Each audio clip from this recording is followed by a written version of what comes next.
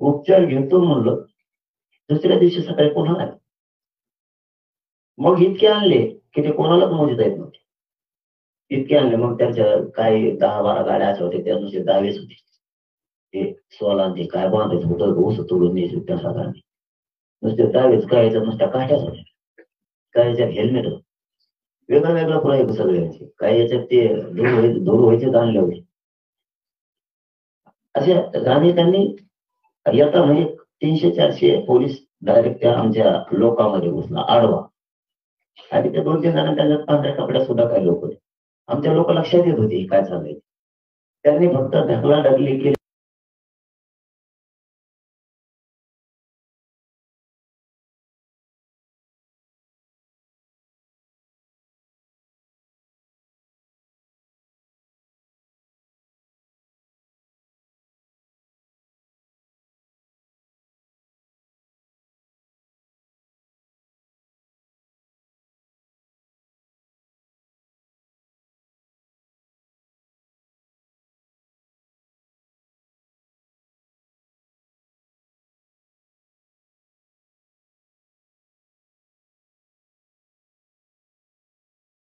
त्या माईकच्या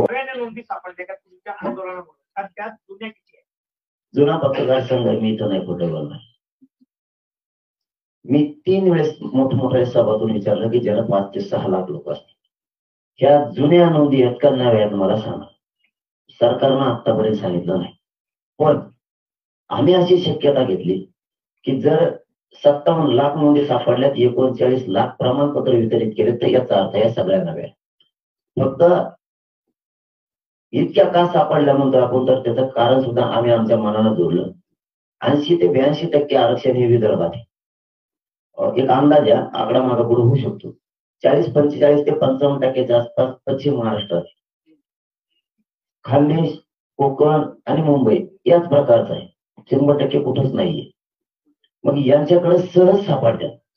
कुणबी नोंदी ह्या यांच्याकडे सहज सापडतात. मराठवाड्यात वंशावळी जोडायला लागते. त्यामुळे हे आकडा सापडल्यामुळे स्पीड जास्तीचा मोठा झाला. म्हणून ह्या नोंदी नव्याच्यात, कारण ओरड कोणाची नाही. मिळालं तर प्रत्येक जण खुश होतोय, फोन करून सांगतोय आमचं पूर्ण गाव निघालं, कोणी मग असं. म्हणजे नोंदी जुन्याच्या म्हणजे पूर्वीच्या, पण त्या नव्यानं सापडल्यात असा एक अंदाज आहे. म्हणूनच आतापर्यंत खूप ओरड झाली. तयारी केली असते, महादिवाळीची तयारी केली असते तरी लढाई अजून संपलेली नाहीये. त्याचं कारण असं की मी 2 पातळ्या होती. कायदेशीर न्यायालयामध्ये देखील आज एक याचिका दाखल झाली आहे, हे सगळं असंवैधानिक असल्याचं सांगणारी. आणि दुसऱ्या बाजूला तुम्ही ज्यांचा उल्लेख केला, ज्यांचं नाव घेतलं नाही, त्यांनी असं म्हटलंय की मंडल कमिशन रद्द करून तुम्ही दाखवत अशा पद्धतीचं आव्हान, हे प्रति आव्हान तुम्हाला दिलेलं आहे. माझी त्यांना पुन्हा विनंती, एक वयानं म्हातारा माणूस म्हणून त्यांनी अशी चॅलेंज देऊ नये. कारण मंडल कमिशन स्वीकारलं नाही ना, आम्हाला गोरगरिबाचं वाटलं नाही काय. कोणाच्या लेकराचं वाटलं करून आमचे पोरं आम्हाला नाही मोठे करायचे, नाही करायचे. कारण आम्ही सुद्धा काहीतरी आमच्याकडं पुरावा असल्याशिवाय नाही बोलत. आम्ही सुद्धा आम्हाला नाही वाटलं करायचं. गोर गरीब महाराष्ट्रातल्या ओबीसी बांधवांना त्याला एकदा समजून सांगावं, तुझ्या राजकीय स्वार्थापोटी तो गोर गरीब पोरांचं नको वाटलं. असे चॅलेंज देऊन त्यांनी सभा घेऊन 3 केसेस मागे घेतल्या त्याची. त्याला जर असं चॅलेंजच द्यायचं होतं, ओबीसी बांधवांची त्याला मायाच असती, तर धनगर बांधवांच्या आरक्षणाच्या बद्दलचं मी त्याला चॅलेंज दिलं होतं की तू धनगर बांधवांच्या आरक्षणाच्या बद्दलची भूमिका स्पष्ट कर. आणखी केली नाही. ज्या 12 बलुतेदार जाते त्यांना ते आरक्षण खाऊ देत नाही. त्यांनी मला पुसत वाशिम मध्ये येऊन सांगितलं होतं वेगळा प्रवर्ग आमचा करायचा, त्याबद्दलची भूमिका सांग म्हणलं. नाही सांगितले. आम्ही तरी सांगितले यांचा NT-VJT सारखा वेगळा प्रवर्ग करा, म्हणजे याला धक्का लागणार नाही यांच्या भविष्याला. त्याबद्दलही केलं नाही. हे असं चॅलेंज देऊन याच्या राजकीय स्वार्थासाठी हे सगळं आरक्षण झालं. म्हणून सामान्य ओबीसी बांधवांनी त्याला शांत राहायचं सांगावं की तो आरक्षणाच्या बद्दलची चॅलेंज करू नको. काहीही होऊ शकतं, काहीही होऊ शकतं. बाळासाहेब थोरात ओबीसीचं आरक्षण चॅलेंज केले कोर्टात. आपल्याला माहिती याचिका आहे ते आपल्यासोबत राहिलेली आहे. मग आता तुम्ही ओबीसी मध्ये सगळे आलेले आहात, ते उद्या जर चॅलेंज झालं तुम्ही त्यांना विनंती करणार का ती याचिका मागत? कोणाला? बाळासाहेब थोरात. आता आम्ही टाकायचे म्हणतो ते जर याडवणी करायलाच लागला, आम्ही गावखेड्यात फिरणार, डायरेक्ट करणार नाही. मी पुन्हा तेच सांगतो, या पत्रकार संघात मी सगळं खरं बोलतो, बाहेर खरं बोलणार. आम्ही आणखीन गावखेड्यात जाऊन विनंती करणार की याला समजून सांगा, मंडळ कमिशन चॅलेंज होतोय, आम्हाला नाही कोणाचा वाटोळा करायचं, याला हे आमचे चॅलेंज करायचं बंद कर. 3दा झाले आमचं आरक्षण घालवायचं, काही पडद्याच्या मागून आहेत, काही पडद्याच्या पुढून येत, कोण कोण काय करत आम्हाला काही मिळत लागलं आणि माझा सिद्ध झालं तरी आमचं कुंकड हळदीत कागद मिळत लागत. आम्ही 70 वर्षापासूनच्या नोंदी सापडल्या तरी म्हणते की मागच्या दारातून आल्या, मागच्या दारातून कोण येत असतात, सगळ्या पुढून आल्या एकटा इथं समिती काम करते तरी तो मागच्या दारातून आल्या. म्हणजे आमच्या विषयीचं जे आकाश आहे ते त्यांनी सोडून दिला पाहिजे. आता तर नोंदी सापडली, इथं मागचा ठीक आहे, चला 2 वेळ झालं, आणि समितीच्या कामाला झालं, गायकवाड कमिशनच्या वेळेस झालं, भोसले साहेबांचा अहवाल आला त्यावेळेसही तसंच झालं. तुम्ही ज्या ज्या वेळेस करायचं त्या त्यावेळेस मराठ्यांच्या विरोधात केलं, ज्या ज्यावेळेस साथीचा निधी दिला गेला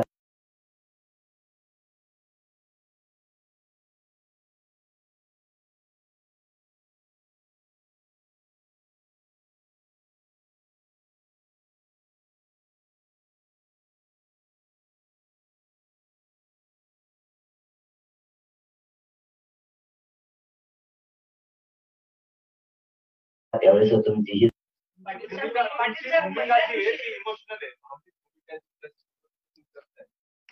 आरक्षणाची मागणी केली त्याला त्याच्यामुळे काही तांत्रिक मुद्दे उपस्थित होतात, ज्याला म्हणतात एसीबी एकच कुणबीचं आरक्षण घेतंय किंवा एसीबीसीचं आरक्षण घेतंय अशी परिस्थिती. आता ज्यांनी एसीबीसीचं आरक्षण घेतलेलं आहे मराठा किंवा कुणबी समाजाच्या, त्यांना कुणबी समाज ओबीसीचा लाभ घेता येणार नाहीये. काही ठिकाणी मोठे तांत्रिक मुद्दे निर्माण झाले आणि असं होऊ शकतं जर या केसेस कोर्टामध्ये गेल्या, ओव्हरलॅप झाल्या, राजकीय त्याच्यातला हात सोडून जरी दिला तरी तांत्रिक मुद्द्यांवर आणि कायदेशीर मुद्द्यांवर जर कोर्टामध्ये लढाई झाली तर हे आरक्षण जाईल अशी परिस्थिती आहे असं कायदे तज्ञांचं म्हणणं आहे. त्याच्यावर तुम्ही भूमिका काय घेणार? आंदोलनाला जे मिळालं ते परत कोर्ट केसेस मध्ये जर जाणार असेल तर पुन्हा भ्रमनिराश होणार नाही. कोणतं आरक्षण म्हणतात? एसीबीसीचं का आता नोंदी? दोन्ही आरक्षण एका वेळेस एकच नाही, एक नाही होऊ शकत. एका वेळेस एकच आरक्षणाचा लाभ घेता येतो, पण आता अशी केसेस निर्माण झालेली.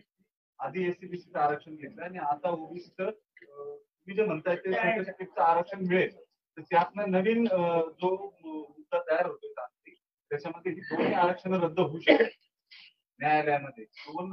एकाच प्रवर्गाला 2 वेगवेगळे आरक्षण वेगळ्या वेगळ्या माध्यमातून मिळतात हे जर न्यायालयामध्ये सिद्ध झालं तर ही दोन्ही आरक्षण रद्द होऊ शकतात, ज्याच्यामध्ये कुठलं नुकसान होईल मोठं.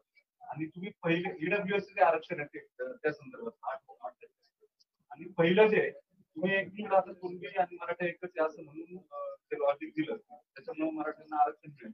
आता ओबीसीचं आरक्षण रद्द करा असं जर तुम्ही मागणी केली तर कुणबी येत आहे पुन्हा. त्याचा अर्थ तसा नका करू. त्याचा अर्थ असा आहे की आम्हाला करायचंच नाही. शक्यतो तुम्हाला सांगतो 99% आम्हाला त्यात पडायचंच नाही, कोणाचं वाटलंच नाही.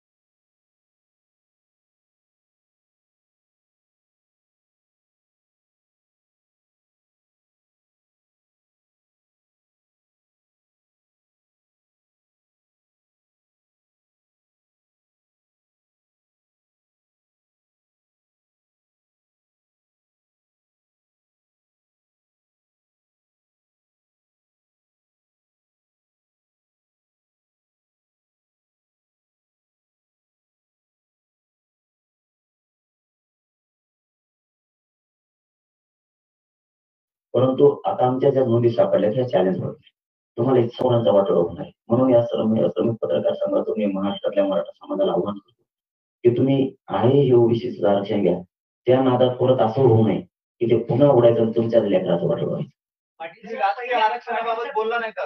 राजकीय आरक्षणाचा जो प्रश्न निर्माण होईल ते राजकीय प्रतिनिधित्व मिळण्यासाठी ते आरक्षण होते. ते मराठा ओबीसी असं राजकीय आरक्षण असतं स्थानिक स्वराज्य संस्थांमध्ये विधानसभा त्याच्यामध्ये जर मराठा समाजाला प्रमाणपत्र मिळालं तर ते ओबीसीतनं लढतील. त्याच्यामुळे ज्या इतर ओबीसी समाजाला राजकीय प्रतिनिधित्व यापूर्वी मिळत ते मिळणार नाही हे स्पष्ट आहे. त्याच्यावरती तुम्ही अजूनपर्यंत कुठलीच भूमिका जाहीर केलेली नाही. इतर जे ओबीसीना राजकीय प्रतिनिधित्व मिळावं म्हणून आरक्षण होतं ते पूर्णतः फेल ठरेल. जर ही प्रमाणपत्र मिळाली तर राजकीय प्रक्रिया त्याचं काय करायचं? पण आम्हाला त्या राजकीय बाबत कोणी भूमिका विचारली नाही, ते नाही विचारायला पाहिजे. आपण आमची खरी भूमिका अशी आहे की आम्ही लढताना मराठ्यांच्या पोराला शिक्षणात, नोकरीत आणि हे ओबीसी आरक्षणातला फायदा झाला पाहिजे यासाठी लढाई होती. मराठा आणि कुणबी एकच यासाठी पण तसे पुरावे पण दिले. फक्त आमचं एक म्हणणं त्यांचे जे फायदे माणूस म्हणून तेच आमचे पण झाले पाहिजे याच्यावर मात्र आम्ही त्यांचे जिथं ओबीसीचे फायदे होते तिथं मराठ्यांचे झाले पाहिजे. राजकीय आरक्षणाचा उपयोग काय? जी परिस्थिती व्यवस्थेची निर्माण केली होती राजकीय त्याचे वाटेकडे त्या उद्देशाचं काय? ते उद्देश धरून हे आंदोलन बी नाही आणि मागणी नाही, पण त्यांचे जिथं फायदे होते तिथं मराठ्यांचे झाले पाहिजेत या मताशी मी ठाम आहे. मराठा समाज सुद्धा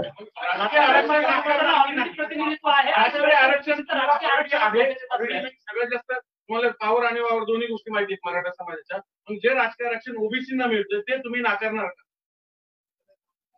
त्यांना जे फायदे होते ते आम्ही काय घेऊ नये?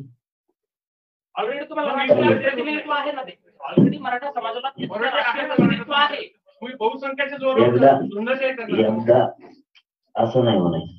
झुंडशाही करा असं म्हणजे एक हक्क मागतो त्याला झुंडशाही म्हणते काय? जो ऑलरेडी आहे ना तुम्हाला काय त्यांच्यामुळे वाटलं झालंय आमचं, त्यांच्याचमुळे वाटलं झालंय आमचं सगळं. आम्हाला एकदा आम्ही मागणी करतोय ती मिळू द्या. आम्ही समाज ठरवून पुढच्या त्या भूमिकेबद्दल काय करायचं ठरवू. आंदोलन त्यामध्ये निजाम काळातल्या असं काय झालं की तुम्ही पूर्ण महाराष्ट्रातल्या मराठा समाजाला मिळालं पाहिजे अशी मागणी करू लागतात. उर्वरित महाराष्ट्रात काही दबाव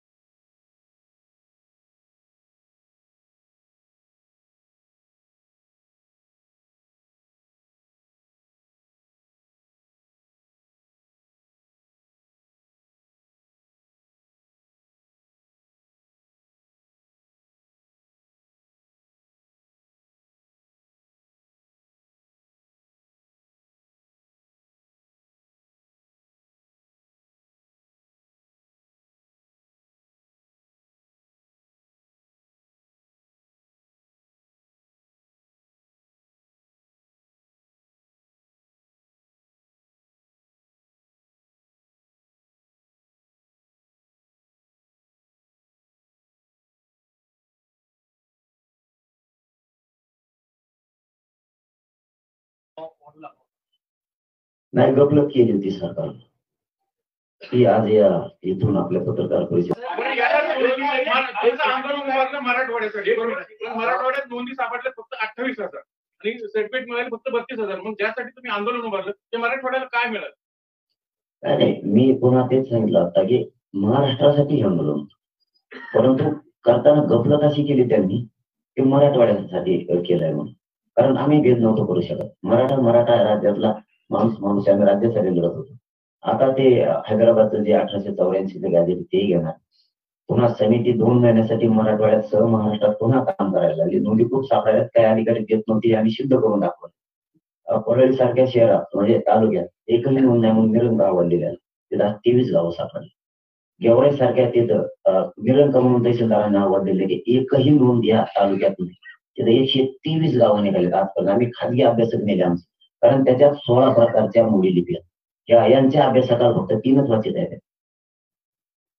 त्यामुळे तिथे इतक्या नोंदी सापडल्या. तसं समिती आता पुन्हा 2 महिने काम करणार. नोंदी सापडणार आहेत. 1884 जनगणना आणि 1884 गॅजेट पण 1902 गॅजेट पण घेणार आहेत. DV लस म्हणून होती तेही घेणार आहेत. तुमच्या जन्म दाखला पण घेणार आहेत. आता संस्थानाकडे काही हजारो वर्षापूर्वीचे पुरावे तेही घेण्याचं त्यांनी संस्थानाकडे आता कबूल केलं. पूर्वी जे काही ते जाट होते भाट राजस्थानचे त्यांच्याकडे वंशावळी तेही घेणार आहेत.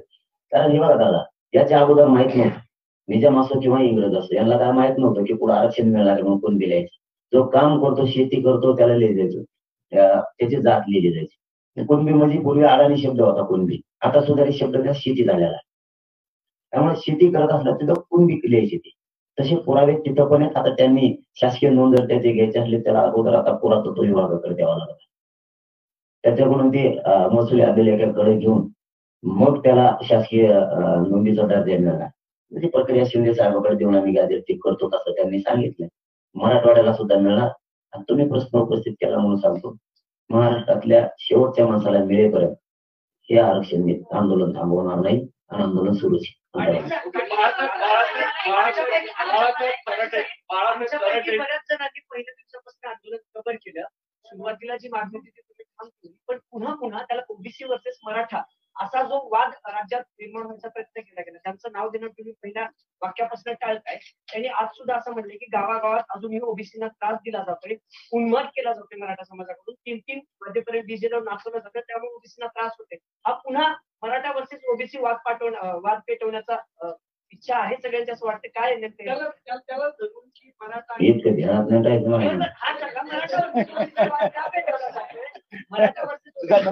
मराठा वर्सेस वाद पेटवण्याचा प्रयत्न आहे का? ओबीसीना गावागावात त्रास दिला जातोय, उन्माद माजवला जातोय मराठ्यांकडे. असं एखाद्या गावातलं स्टेटमेंट आहे त्याचं सोडून असं आहे तुम्ही भाषण केलेली आहे त्यांचं सोडून नाहीये. गावखेड्यात आम्ही लय प्रेमाने मी भाषण नाही करत नसतो, हे सत्य हकीकत आहे. आताही आम्ही एकमेकाच्या लग्नाला जातो, मोटरसायकल जाताना दोघं 50-50 पेट्रोल टाकतो गाडीला. त्याने आज चहा पा दिला तर आम्ही उद्या पा देतो, नाही दिला एकामेका चहा आम्ही पाहिलं कदापच गोडीला देते एकामेका. एवढं प्रेम आहे आमचं एकमेकावर गावखेड्यात. आता आहे कोणाचे मोटर जळाले ना आपण म्हणतो तुझं पीक जळून देऊ नको, तुझ्या पिकाला पाणी दे. ही रिअल परिस्थिती आत्ताची. नांगरा सुद्धा पहिलं एकमेकाला देतो आम्ही. हे गाव खेड्यातलं खरोखरचं प्रेम आहे. हे दूषित हे करायला लागले. मी म्हणलो आधी कोयते घ्या कोरडे घ्या हे म्हणले, तरीही आम्ही शांततेचं आव्हान केलं. आता गाणे लावून नाचत त्याला काय नाही, ते तर झोपत्या येशील तिकडे, इकडे आम्हाला काय त्रास नाही दोघाला.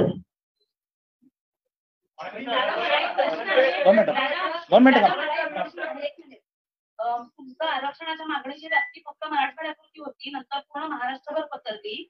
तर गेल्या काही वर्षांपासून जी मागणी होतीये की आर्थिक निकषांवर आरक्षण मिळावं, तर त्यासाठी तुमची भूमिका काही असणार आहे का?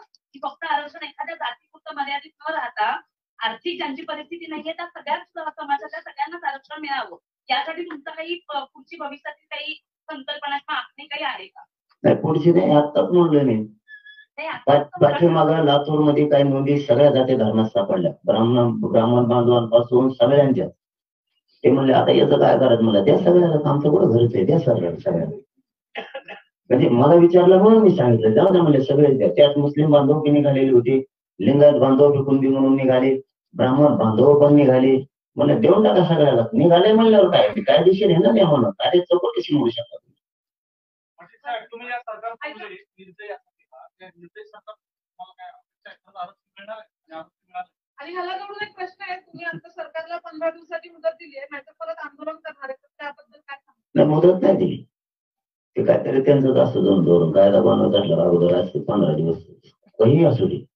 लायसन द्यायचं असलं एखाद्या दुकानाचं तरी 15 दिवस आधी सांगायचे असते. असा गोळ आहे त्यांचा काही. त्यामुळे ते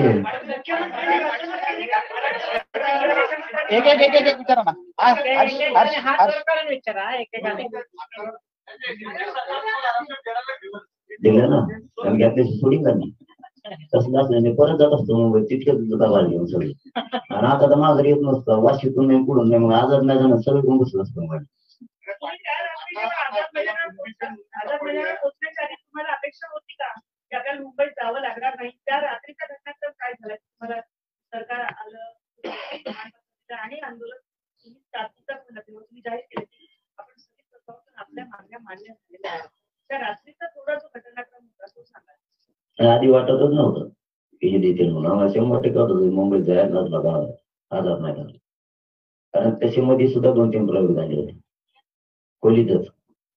मग खोलीत प्रयोग झाला, मी जर 4 भीतीच्या आत बोलायचं ठरलं तर इकडे कुठे यासाठी काही काही म्हणते घरात बसल्या 4 भीतीच्या आत बोलले, 4 भीतीच्या आत बोललो का पैसे घेतले असे तर 3 वेळेस जोडला नाही, एकदा नाही 3 वेळेस.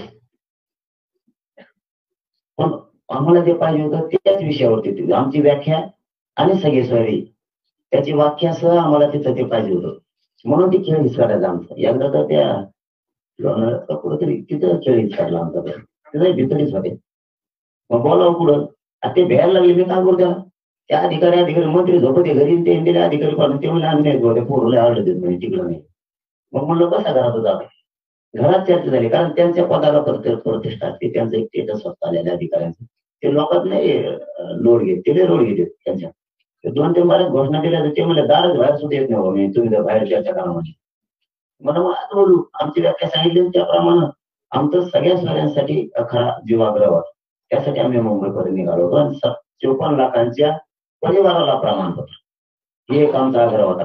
आणि शिबिर त्यांनी गावागावात यासाठी घेतले पाहिजे कारण सामान्य माणसाला माहीतच नाही त्याची नोंद सापडली का नाही. ते तुम्ही ग्रामपंचायतला चिटकेले सुद्धा पाहिजे किती नोंदी सापडल्या हे सगळ्या गोष्टीसाठी केशेसचा विषय होता आणि ते सगळ्या त्यांनी निर्णय तिथे घेतले. राष्ट्रपतीचा आदेश दिल्यामुळं आम्हाला जे पाहिजे होतं समाजाला गोरगरिबांचं कल्याण त्यात होणारे काहींना नाही मिळालं. आता काही काहींची ही ओरडे आता ते विलग सांगतो मी तुम्ही पुढे विचारायचं नाही. राज्यामध्ये राज्यामध्ये 2 मुख्यमंत्री आहेत.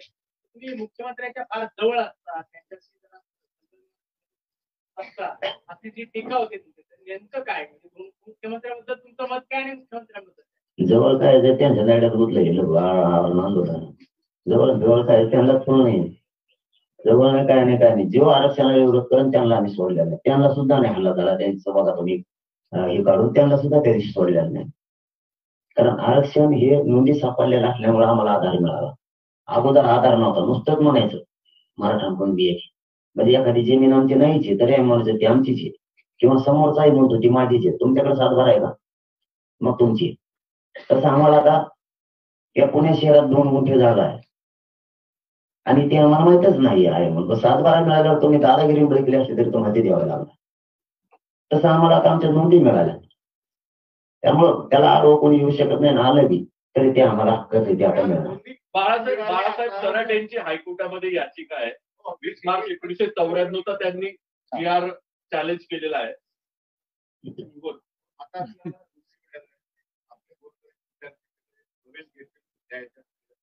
तुम्हाला असं वाटत नाही की कट ऑफ आहे सगळ्या अभ्यासक्रमांचा तो वाढेल भरपूर तो आता उत्पन्न सर्वाधिक लागतो तो OBC मध्ये सर्वाधिक लागेल. आणि दुसरं म्हणजे आपण म्हणतो की आता जर तुम्ही जर फील्ड बघलं स्ट्रक्चर बघितलं तर एवढं आहे की बरोबर विद्यार्थ्यांना करणंही मुश्किल नाहीये जरी ओबीसी आरक्षण तुमची लढाई खरंच या सगळ्या विद्यार्थ्यांना फ्री एज्युकेशन मिळण्यासाठी होणार आहे का इतर राज्यामध्ये ते आहे बऱ्यापैकी महाराष्ट्रात नाही केली मुलींना केलं सुद्धा फ्री. माझं म्हणणं होतं मुलगा आणि मुलगी भेद करू नका विद्यार्थी मराठींचा विद्यार्थी म्हणून मोठं शिक्षण करा त्यांनी नुसतं मुलींच सोयी काढलं ते कुठं थांबवलंय ते करा दोन्ही आरक्षण मिळेपर्यंत कारण आम्ही उगा हट्टीपणा नाही गाजवला आरक्षण मिळेपर्यंत द्या. आता आम्हाला जर विरोध करायचा असता तर मग अशी त्यांनी त्याचा नाव विषय काढला होता असं होते भांडणं होते मारामाऱ्या होत्या आमच्या मनात जर पाप असताना तुम्हाला खरं सांगतो या JR मध्ये सगळ्यांसाठी फायदा होणार आहे सगळ्यांच्या सगळ्या स्वराज्य म्हणजे ओबीसीचा सुद्धा मी त्याचा म्हणू शकलो असतो आंदोलन आम्ही करायचं रक्त आम्ही जाळायचं यांना कसं काय फुकट नाव घेतलं म्हणजे उडवा ही शब्द इथला आम्ही सांगितलं हो द्या त्यांच्या गोरगरिबाचा फायदा याच्या एकट्यासाठी गोरगरीब ओबीसीचं का वाटलं होते हे JR मध्ये येऊ दिलं आम्ही. मी जे सांगितलं सगळ्या सोयऱ्यांचं हे नेमकं काम तुम्ही होतं आजोबा पंजोबाचा लागायचं तेव्हा त्यांच्या मुलांना ओबीसीचं प्रमाणपत्र मिळायचं आता ही ती सिस्टीम आहे तुमच्या लेखी सगळ्या सोयऱ्यांना म्हणजे त्यात कोणाला मिळणार तुम्ही म्हणताय ते नातेवाईक आहेत ते सगळे सोयरे नाहीत त्याच्या नोंद मिळाली त्याच्या चुलत्याला काक्याला त्यांना मिळणं किंवा त्याच्या आजोबांना मिळणं हे त्याच्या रक्ताचे नातेवाईक परिवारातले आणि सगळे सोयरे म्हणजे गणगोतात जिथं आपल्या लग्नाच्या सोयरिकी परंपरेनं पिढ्यानं पार जुळतात जिथं आपल्या सोयरिक होतात तो सगळा सोयरा गणगोतातला म्हणजे या नोंदीच्या मराठ्यांच्या आधारावरती याच नोंदीच्या आधारावरती त्याला सुद्धा द्यायचे असा हा अध्यादेश अशी त्याची व्याख्या.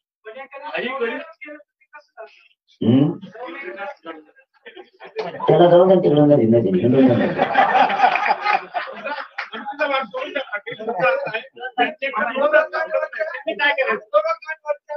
मागे घेतले जाणार काही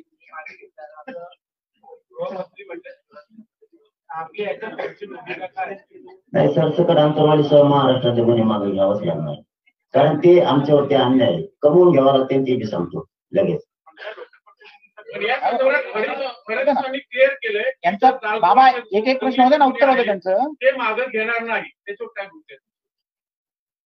मी अगोदर अंतर्वालीतलं सांगतो का मागं घ्यावं लागणार आहे. 307 120 बस सारखे आमच्यावर टाकले. 353 अंतर्वालीत जिथं आमरण उपोषण सुरू आहे तिथं ना शासकीय कार्यालय आहे ना तिथं काय 353 तिथं बसत नाही. आम्ही आमच्या आंदोलन मंडळामध्ये बसलो 120 बस तिथं बसत नाही कारण आम्ही कट असलेला नाही. 307 सारखा आमच्यावर गुन्हे व्हायला आमच्याकडून कोणावर हात उचलण्यात आलेला नाही. मग 120 बस त्याने धोपडलं त्यांना. आम्ही बघतो आम्हाला माहिती आहे तुम्हाला काय माहिती. आमचे डेटा घेऊन आम्हाला थांबल्या. ते बघत होतं ना ते आई बहीण कोणाची असू द्या त्याला मी बी एक आंदोलक म्हणून सोडून द्या तुम्ही पत्रकार बांधव म्हणून सोडून द्या. इतकं मारण्याची पद्धत ही बघू सुद्धा शकणार नाही तुम्ही. कसं ते रक्त गळत कसं पाणी पिता सुद्धा येत नव्हतं. रक्तासहित पाणी तोंडात जात होतं. ही परिस्थिती होती. त्यामुळे तिथं आमच्यावरती ते गुन्हे बसत नाहीत. 120 बसचा त्यांच्यावरती बसतो. आम्ही त्यांना सांगितलं होतं क्रॉस कंप्लेंट घ्या आमच्या सुद्धा फोन द्यायचे व्हायसाठी. आम्ही जेलला जाऊ यांना बी आवडे. त्यांच्या तर 642 जण बसत होते मग त्याच्यात. ते म्हणजे तुमच्याच मागं घेणार आहेत आम्ही. हे आमच्याकडून चूक झालं त्यात त्यांनी माफी सुद्धा गृहमंत्र्यांनी मागितली. निष्पाप लोकांवरती हल्ला झाला. आमचं म्हणणं आहे आता महाराष्ट्राबद्दल जे पोरं त्याच्यात नाहीयेत आंदोलन करणारे पोरं उचलून नेले. जे जाळपोळ करणारे त्यांना राहू द्या. आम्ही कुठं नाही म्हणतो पण त्याच्यात निष्पाप पोरं हजारानं होते विनाकारण. म्हणून ते सगळेच मागे घ्यावं लागणार आहे. त्यांना ते घेतील 100%.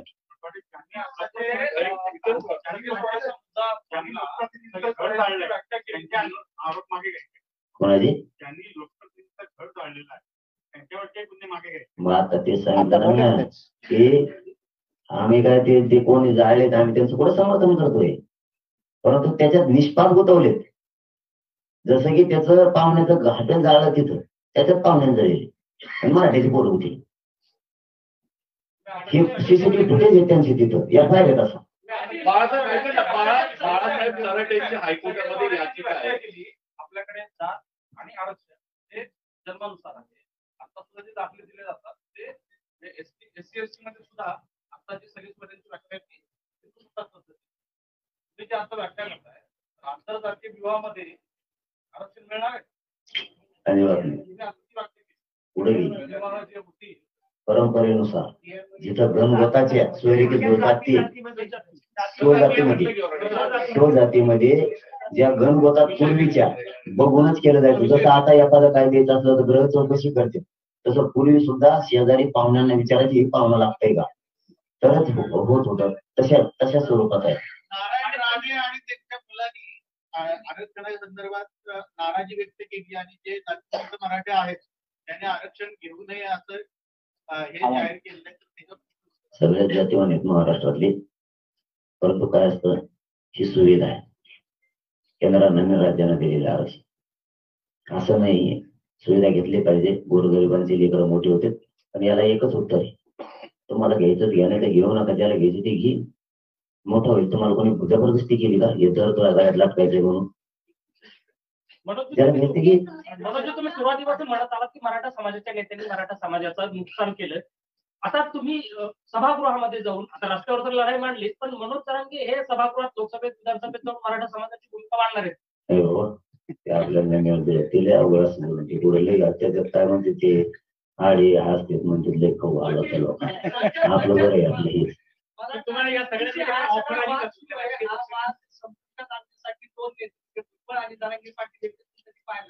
कसं एकत्रित मग जास्तच बिघडून खातं. आरक्षण मिळालं पाहिजे समाजाला निर्माण झाली ती कमी करण्यासाठी दोघांनी त्यांनीच प्रयत्न करत होते मग त्या सगळ्या मराठीला ओबीसी आरक्षण दुसऱ्या सगळ्या चांगला जो काय राष्ट्र कोणी हिंदू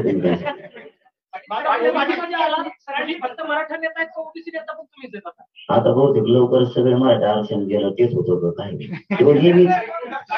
नेता नाही शेवट दोन्हीचा. पाटील साहेब यांच्या प्रश्नाला उत्तर देताना तुम्ही असं म्हणाला मुख्यमंत्री जवळचे नाहीये. आता 2 उपमुख्यमंत्री आणि 1 मुख्यमंत्री वाशीपर्यंत तुम्ही गेलात. आमच्यातले अनेक जण तुमच्या सोबत होते. शेवटी मुख्यमंत्र्यांनी वाशीच्या छत्रपती शिवाजी महाराज चौकात यावं लागलं अर्ध्या रात्री 2 मंत्री आले, एक भाजपचे होते, एक शिवसेनेचे होते, शेवटी मुख्यमंत्री आले. यावरून हा मेसेज गेला की जरांगे पाटील मुख्यमंत्र्यांच्या जवळचे आहेत एक. आणि दुसरं, फडणवीस काल म्हणाले की सरसकट दिलेलं नाहीये, मग मुख्यमंत्र्यांनी मराठा समाजाची फसवणूक केली. कोणती फसवणूक? सरसकट दिलेलं सरसकट मिळालंच नाही ना. बघा तुमचे जुने सहकारी आरोप करतात की फसवणूक झाली म्हणून. मग त्यांच्या बरोबर आहे ना, त्यांची फसवणूक झाली, त्यांना काही भेटलंच नाही. गोरगरिबाला भेटलं. सांगतो ना तुमचं, हा, ते मराठा समाजाला सरसकट नाहीच भेटलं. सांगतो ना. 54 लाख नोंदी मिळाल्या, प्रमाणपत्र वाटली, परिवाराला 5-5 देऊया, 70 निघाले का एका नोंदीवर. 5च मिळत तरी 2 कोटी मराठा आरक्षणात गेले. हे तर रितसर गेल्या. आणि सगळ्या सोयऱ्यातून 2 कोटी जर त्याच्यात गेले तर खाली राहिलेत त्या सगळ्या सोयरे गुंतले त्याच्या माध्यमातून झालंच असं. सुरुवातीला तुम्ही असं सांगितलं की मी मॉब कंट्रोल करतो म्हणून माझी पाठ थोपवली पोलिसांनी, पण तुम्ही आता नंतर असं सांगितलं की मॉब कंट्रोल होत नव्हता म्हणून अधिकारी जे आहेत ते बंद आराड बोलले. दोन्ही बाजूनी तुम्हीच बोलते. डबल स्टेटमेंट वाटत नाही का? कारण त्या लोणावळ्यापासून ज्या बैठका झाल्या त्या कुठे बंद गोष्टी घेऊन होता का बाहेर पातळ झाली इकडे प्रश्न नाही. 1994 जी आर आहे शासन आदेश आहे, ओबीसीची टक्केवारी 19% झाली. त्याला बाळासाहेब चराटेंनी हायकोर्टामध्ये आव्हान दिलेलं आहे, याचिका दाखल. त्यांचं म्हणणं आहे की 10% ते आरक्षण करा आणि दर 10 वर्षांनी त्याचं पुनर्निरीक्षण करा. एकीकडे ही मागणी मराठा समाजाने बाळासाहेब चराटेंनी हायकोर्टात केलेली आहे आणि तुम्ही दुसरीकडे त्याच 10% मराठ्यांना घातलंय. कॉन्ट्रडिक्टरी होणार नाही की 10% सगळे ओबीसी आणि त्यात आता मराठा पण येणार. त्यांनी काय याचिका दाखल केली मला पण माहिती आणि न्यायालयात प्रकरण असताना त्याच्यावर बोलू नाही. पण हे 19% आम्ही आहे तर ती मोकळीच जागा आहे, तिथं आम्ही एकटच बसलेले. ते एकदा म्हणलं होतं, ते म्हणे एसटी फुल झालेली, तिथं आरक्षण मागू नका. आता एसटी 19 लोक आहेत, एसटी भरली. म्हणलं आम्हाला दार तो उघडून बघू ती ऐकत. तो एका टांगड्याला मग बसला सगळ्या शेटावर, त्याने दार लावून घेतलं. आत मोकळे आहे, सगळे मोकळे जागा आहे, काही अडचण नाही. एनटी विजेंटीचा वेगळा बांध टाकून दिलेला आहे, त्यामुळे त्याला कोणीच धक्का लावू शकत नाही. आता 19% ती एकटा आहे, आम्ही सरळ करतो थोडं थांब. शेवटचे 3 प्रश्न घेऊयात आणि ज्यांनी विचारलं नाही त्यांना पण संधी देऊ द्या ना जरा. ज्यांनी विचारलं नाही त्यांना संधी मिळू द्या, होऊ द्या, पण जे बाकी पण विचारते त्यांना संधी मिळू द्या. प्रश्न होऊ द्या पण इतरांना पण संधी मिळू द्या ना. तू विचार आता तुझ्या नंतर 2 मिनिटाचा होते. सुप्रीम कोर्टाचा विषय आहे मराठा समाजाचा. कारण असं दिलेलं आहे की मराठा समाज मागास नाहीये. जो गायकवाड समितीने राणे समितीने अहवाल दिला होता त्यांनी नाकारला. मराठा समाज मागास नाहीये असं सुप्रीम कोर्टाने म्हटलेलं आहे एकीकडे. आणि दुसरीकडे तुम्ही आता ओबीसी म्हणून कुणबी म्हणून परत आरक्षण घेणार आहात, हे पुढे सुप्रीम कोर्टात टिकेल का? कारण सगळेच मराठे परत तुम्ही म्हणता ओबीसी देणार आणि कुणबी म्हणून ते आरक्षण घेणार. एकीकडे सुप्रीम कोर्ट मध्ये मराठा मागास नाही आणि ओबीसी म्हणून तुम्ही मागास होत आहे, तर ते परत टिकेल का कोर्टामध्ये? हे ज्या नोंदी मिळाल्यात हे आरक्षण चॅलेंजच होणार, याला कसलीच मर नाही. कारण हे शासकीय नोंदी आहेत पूर्वीच्या. कारण पूर्वी काही इंग्रज आला आणि ज्यांना माहित नव्हतं की पुढे चालून आरक्षण मिळणार आहे काही वर्षानं काही पिढ्यानं, म्हणून आत्ताच कोणते टाकून ठेवा. त्यावेळेस जो व्यवसाय असेल तो टाकला जायचा. त्यामुळे हे पूर्वीच्याच नोंदी, त्याला काहीच होत नाही. परंतु आता ते सुप्रीम कोर्टात जे आरक्षण ते आता सध्या न्यायालयीन प्रक्रियेत असल्यामुळे अहवाल विषय कमिशनचा येईपर्यंत आपण त्याच्यावरती काय बोलू नये असं माझं वैयक्तिक मत आहे की मी त्याच्यावरती काहीच भाष्य करू नये. बाबा विचारलं नाही ना. बाबा 5 प्रश्न विचारले, दुसऱ्यांना 1 संधी मिळू ना. हा विचार. बोल ना. ज्यावेळेला कायदा तयार केला जातो त्याचा मसुदा पण तयार केला जातो, त्याच्यावर सूचना मागवल्या जातात आणि ही सगळी प्रक्रिया एकंदर विस्तृत आहे. तर त्याच्याविषयी सरकारने सगळी प्रक्रिया जी आहे ती थोडीशी लांबण्याची पण शक्यता आहे, तर त्याच्याबद्दल तुम्हाला काय वाटतं? त्याला जोडूनच आहे, कारण लोकसभा निवडणुकीची आचारसंहिता लागायची शक्यता आहे. या सगळ्या गडबडी फसवणूक जाण्याची शक्यता वाटते का तुम्हाला? नाही नाही, निवडणुका घेणारच नाही. ते मराठ्यांचा जिवंत आरक्षणाचा मुद्दा आहे, निवडणुका ते घेणारच नाही. जोपर्यंत हे मराठ्यांचा ज्वलंत मुद्दा आरक्षण तोपर्यंत निवडणुका घेणार नाही.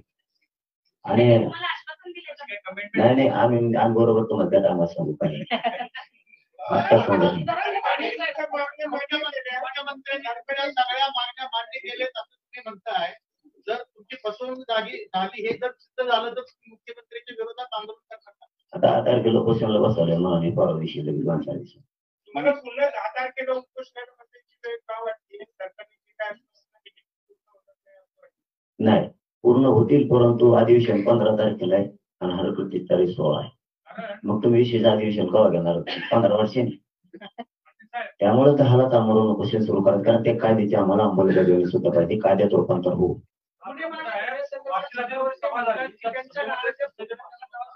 जाऊ दे त्याचं जाऊन तुमचं आंदोलन उभारल्यानंतर फडणवीसांचं काय? फडणवीसांच्या भूमिका अरे एक विचारा ना, एकदम विचारा माहिती फडणवीसांचा विचार होते. असं म्हणाले की ओबीसी आरक्षणाला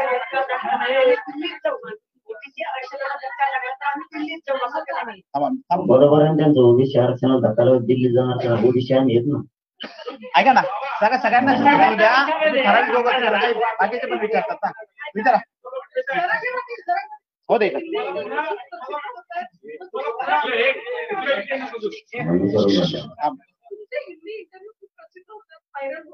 त्याच्यावरती अनेक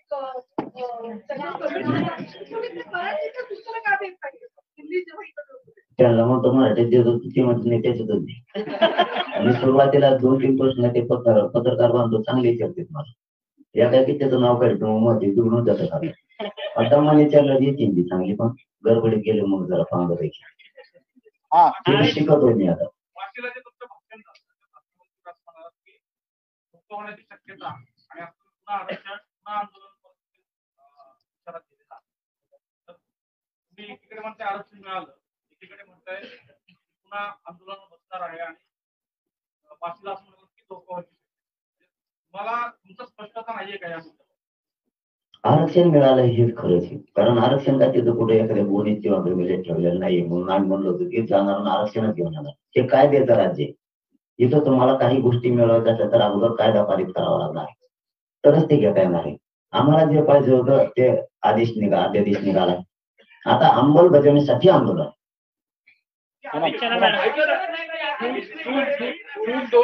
जून 2004 ला कुणबी मराठा कुणबीचा ओबीसी मध्ये समावेश झाला, त्याला 20 वर्ष झाली. त्यानंतर राणे समिती झाली, गायकवाड समिती देखील झाली. एवढ्या 20 वर्षामध्ये एवढ्या तज्ञांना कळलं नाही की सगळी चोरी शब्द टाकला असता तर मराठा आरक्षणाचा प्रश्न सुटला असता. आणि तुम्हाला वाटतं की फक्त सगळी चोरी शब्द टाकल्याने हा प्रश्न मिळणार आहे?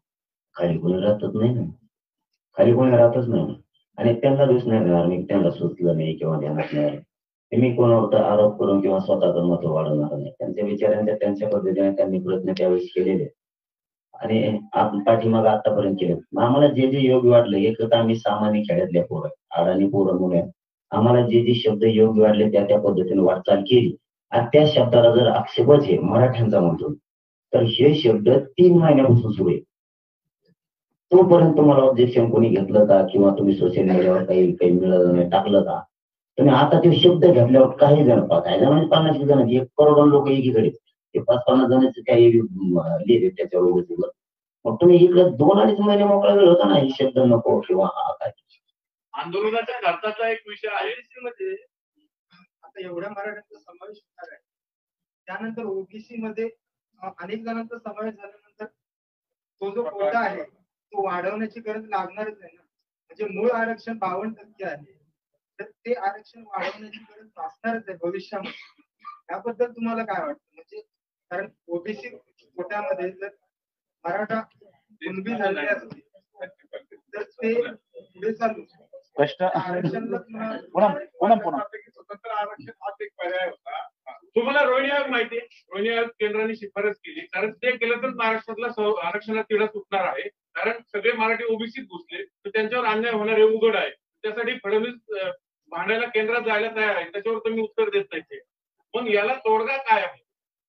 अगोदर आम्हाला आरक्षण येऊ द्या ना, मग वाढायचं 200% वाढू ना. मग आम्हाला याच्या आधीच वाट असते लागलेली ते मराठी आल्यावर असं मराठी आल्यावर तसं. मराठी यायचं राहिले कोणते 70% मराठी आरक्षणात गेले. विदर्भ खानदेशात आम्ही एकटेच राहिलो, आमच्या लोकांचा पाठवाडा लागला. तुमचा काही होत नाही. मग सगळे वाढवायचं ना तुम्हाला पटा, सगळे जण मिळून अगोदर आम्हाला आत घ्या मग वाढू. आम्हाला एकट्यालाच वाढायसाठी लढायला लावून आम्हाला ठेवाय. सागर बोल रे, थांब ना बाबा. नाही दिला, तुम्हाला दिलं नाही का? पहिला प्रारूप होतं त्याचं अधिसूचनेचं, याचं दुरुस्त काय करायचं, त्याच्यानंतर राजपत्रित अधिसूचना दिल्या ना, तुम्हाला दिल्या ना, तुम्ही वेगवेगळे प्रश्न विचारता म्हणून तुम्हाला आधी दिला त्या घेताना तो तुम्हीच काढेल.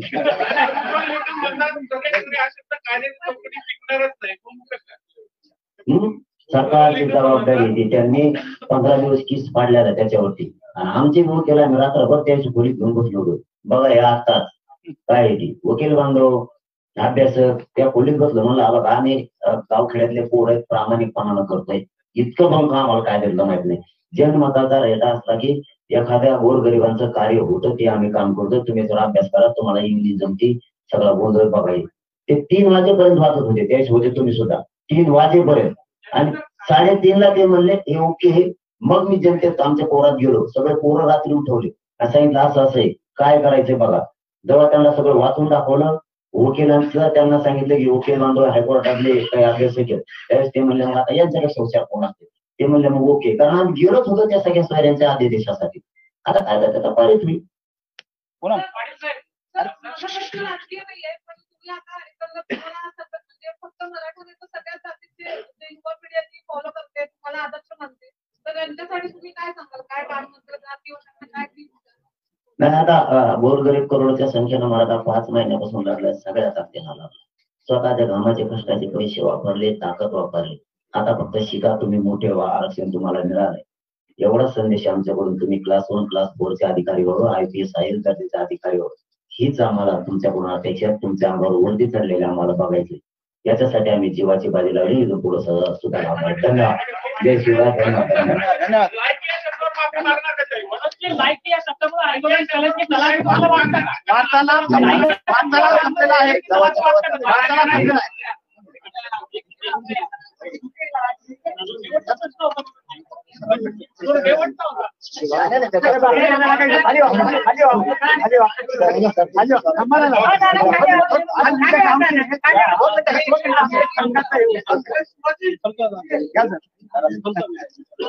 सगळ्या पत्रकार संघात